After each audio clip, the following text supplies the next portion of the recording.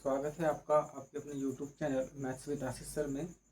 आज हम कक्षा 9 में गणित के बीच कोर्स 1.10 अपरिमेय संख्याओं के बारे में चर्चा करेंगे।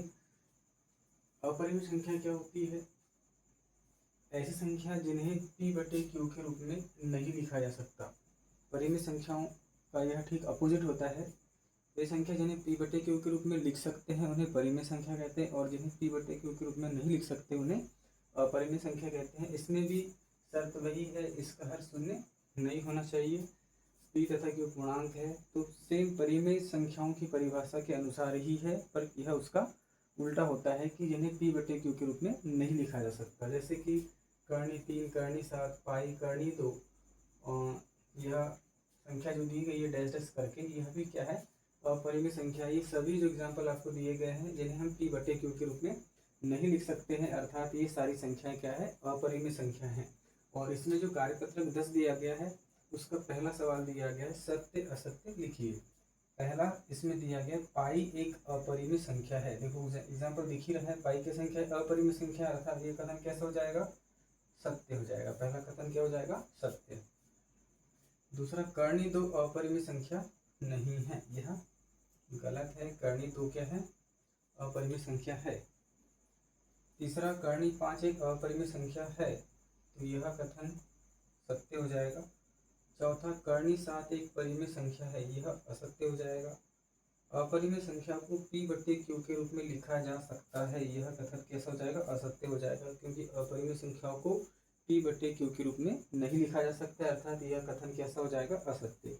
इसके बाद में दूसरा क्वेश्चन सही जोड़ी है, अभी बताऊंगा आपको जस्ट। उसके बाद प्रश्न नंबर तीसरा दिया गया। प्रश्न नंबर 3 में क्या दिया गया कि बताइए कि नीचे दी गई संख्या परिमेय है या नहीं है। तो यहाँ पर हमारे पास में 5 संख्या दी गई है, हमें बताना है ये परिमेय है या नहीं है। तो कर्णी 2 परिमेय है या नहीं है, तो यह कैसा हो जाएगा? ये अपरिमेय संख्या है। कैसी संख्या है ये? अपरिमेय। पाई भी कैसी संख्या है? अपरिमेय संख्या है। कर्णी 4, कर्णी 4 क्योंकि 4 2 का वर्गमूल होता है, वहाँ से वर्गमूल का चिन्ह हट जाएगा, तो वह राशि हमें 2 के रूप में मिलेगी, और 2 को हम 2/1 के रूप में लिख सकते हैं, अर्थात कर्णी 4 कैसी संख्या हो जाएगी? परिमेय संख्या हो जाएगी। उसके बाद में दिया गया कर्णी 49, 49 भी किसका वर्गमूल होता है? 7 का, अर्थात वहाँ से कर्णी का चिन्ह हट जाएगा, तो हमें स्वतंत्र राशि 7 मिल जाएगी, और उसे हम 7/1 लिख सकते हैं, अर्थात यह कैसी संख्या हो जाएगी? परिमेय संख्या हो जाएगी। और जो अंतिम दिया गया है 0.4141 डैश डैश दिया गया, अर्थात इसे अपन p/q के रूप में नहीं लिख सकते हैं, यह हो जाएगी अपरिमेय संख्या। इस प्रकार से हमने इस कार्यपत्रक का प्रश्न क्रमांक पहला और तीसरा हल किया है। इसके बाद हम प्रश्न क्रमांक 2 को हल करेंगे, जिसमें हमें सही जोड़ी दी गई है। देखिए प्रश्न क्रमांक 2 किस प्रकार से दिया गया है।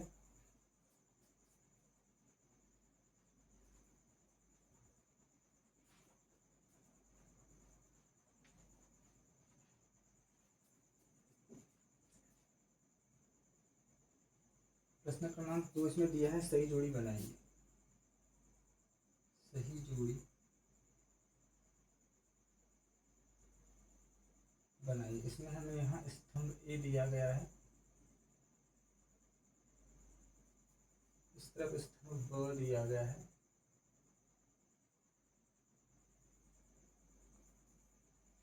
और यहाँ हमें उत्तर लिखना है। पहला क्या दिया है? देखिए इसमें पहला दिया गया हमें परिमेय संख्या का एक उदाहरण है। परिमेय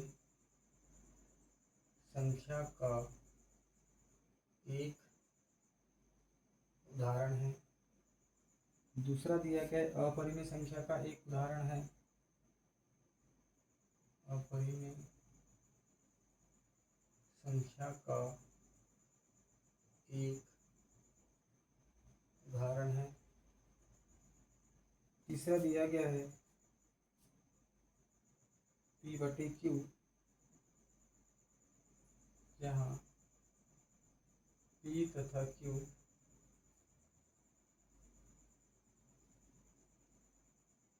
पूर्णांक है, और q q बराबर नहीं है शून्य के। और चौथा दिया गया है p बटे q, जहाँ p तथा q गुणांक है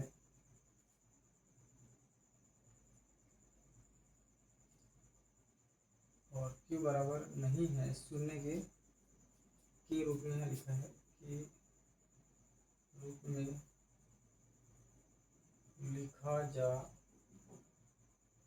सकता है। और इसमें लिखा है के रूप में लिखा नहीं जा सकता।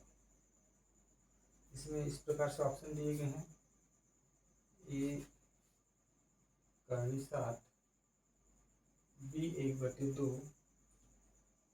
सी में दिया गया है अपरिमेय संख्या,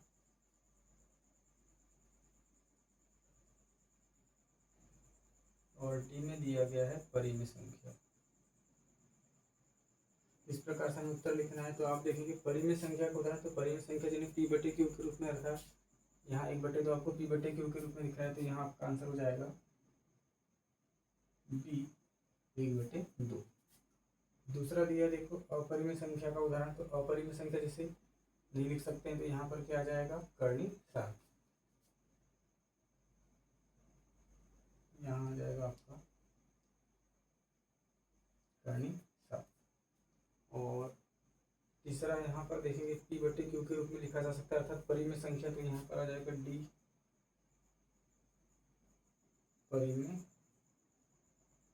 संख्या, और इसमें आ जाएगा c अपरिमेय संख्या। इस प्रकार से इस कार्यपत्र के प्रश्न क्रमांक 2 में जो सही जोड़ी दी गई थी उसे हम हल कर सकते हैं। इस प्रकार हमारा अध्याय जो संख्या बोध है, जिसमें अपरिमेय संख्या दी गई थी, अपरिमेय संख्याओं में हमारे जो 3 प्रश्न थे हमने उन्हें हल किया है। इसी प्रकार आगे के कार्यपत्र भी हम हल करेंगे। वीडियो पसंद आई हो तो लाइक शेयर एंड सब्सक्राइब करें। धन्यवाद।